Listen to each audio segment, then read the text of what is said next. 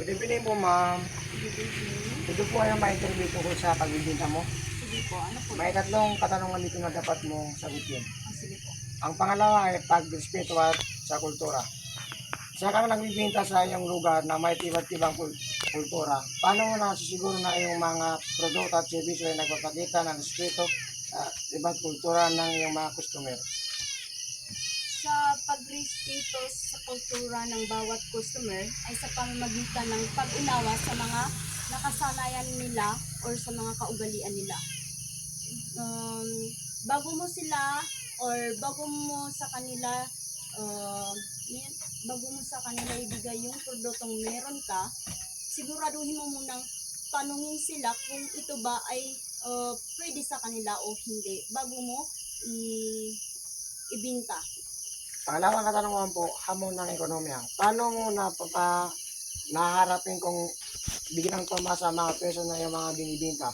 Paano mo ipapanatili ang iyong tiwala sa iyong mga customer? Pagtiwala ng customer pagdating sa pagtaas ng ekonomiya. Opo, ma'am.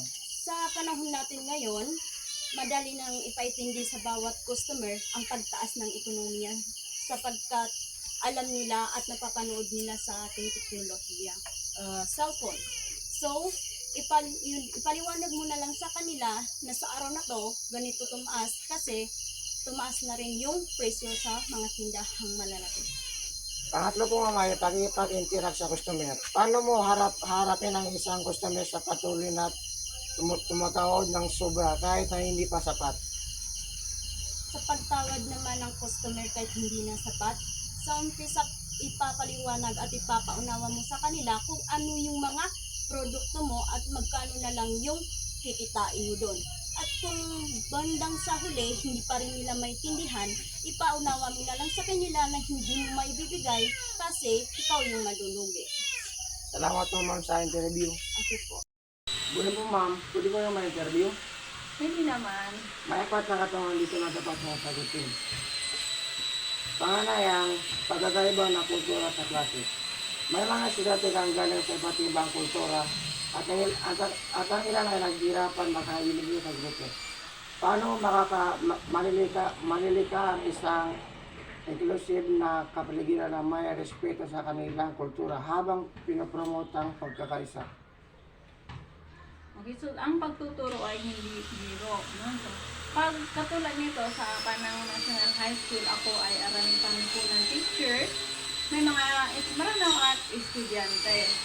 So, ang ginagawa ko, isa yun sa technique ko is lahat ko sila nire-recognize. No? Hindi lang Muslim lang yung inano ko kasi Muslim ako.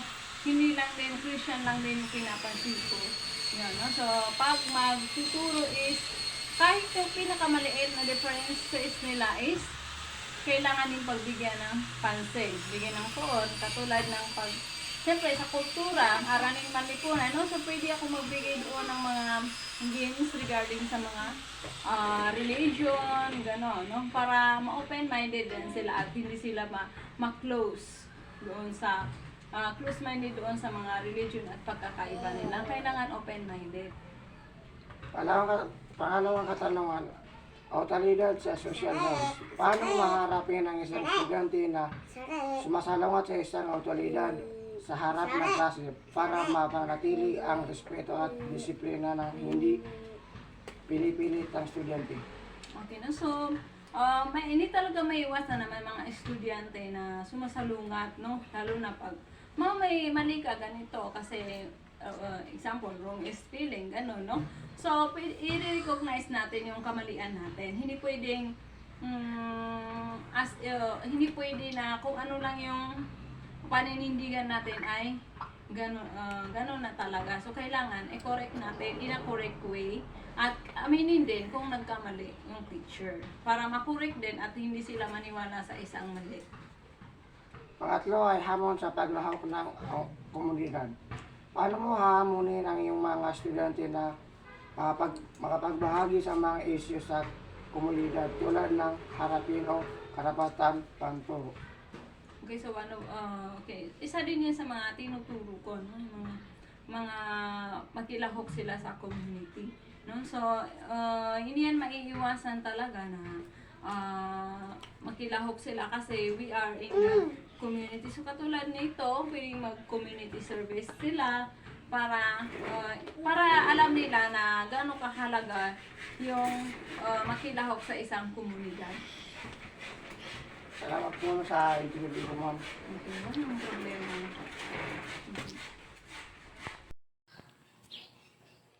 Good morning po, ma'am. Good morning. Pwede kayo may interview? Okay, tungkol saan? May tatlong katanungan dito na dapat mong sagutin. Ang una ay responsibilidad ng kumpanya sa lipunan.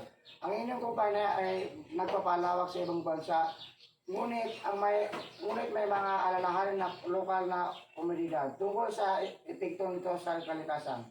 Paano mo balansahin ang interes ng negosyo at ang responsibilidad ng lipunan? Una ay makikipag-ugnayan kami sa lokal na komunidad upang talakayin ang mga alalahanin sa kalikasan. Magtatatag kami ng mga forum at makikipagtulungan sa lokal na organisasyon para sa sustainable practices. Pangalawa ay pagkakaiba ng kultura sa trabaho. May mga empleyado mula sa ibang kultura sa inyong opisina at may hindi nakakaintindi dahil dito. Paano mo i-promote ang kultura, sensibilities o cooperation? Sa pagkakaiba ng kultura sa trabaho, mag-organisa kami ng workshops at trainings sa diversity at inclusion. Magsasagawa rin kami ng mentorship programs upang mapalalim ang pag-unawa sa iba't ibang kultura.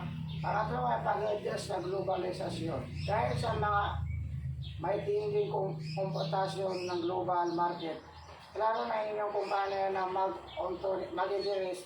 Paano mo harapin at angalanin ang mga empleyado na natatakot na mawalan ng kanilang trabaho? Tungkol naman sa pag-adjust sa globalisasyon, magiging transparent kami tungkol sa outsourcing. Magsasagawa kami ng retraining programs para sa mga empleyadong maapektuhan upang matulungan silang makahanap ng ibang oportunidad. Salamat po ma'am sa interview. Walang anuman. Sabi ko daw. Video. Sabi na. Ano mo sir, pwede kayo ma-interview? May tatlong katanungan dito. Okay. Pagharap ng otoridad, pinuli ka ng traffic enforcement para sa isang register sa tingin mo ay wala kang ginawa. Paano mo harapin ang sitwasyon habang ginagalang mo ang otoridad at protektahan ang iyong karapatan? So, anong katanungan nila? Kung pinuli ka ng traffic, Kung anong... pinuli ka na wala kang karapatan. Anong biyahe mo na violation, kubaon mo lang, tapos kung gawin din ng success ito, may tatasan ba na para sa magdako pang problema. Imbis na pagdakon, pagamayon na lang. Pangalawa, epekto ng transportasyon sa komunidad. May diskusyon sa inyong barangay na pagbawalan ng mga traffic sa ilang lugar upang mabawalan ng traffic. Paano mo ito harapin? Alam mo, maapektuhan ang inyong kabuhayan at patingin mo at iba pang driving. Ang pangalawang katanungan po si Riz. Kasi itong barangay nyo, pagbawalan, anong masasabi mo? Pagbawalan ng mga ganitong president. Kung mayroon sila sa isang tricycle, example, o wala kang lisensya, hindi ka pwede mangyari, hindi ka pwede mamasayro. Pero kung kompleto ka naman sa papel, ang motor mo may RCR, tapos may business permit, hindi may lisensya ka. So, maskin ano mga sa barangay, basta kompleto ka, wala magawa yung taga-barangay.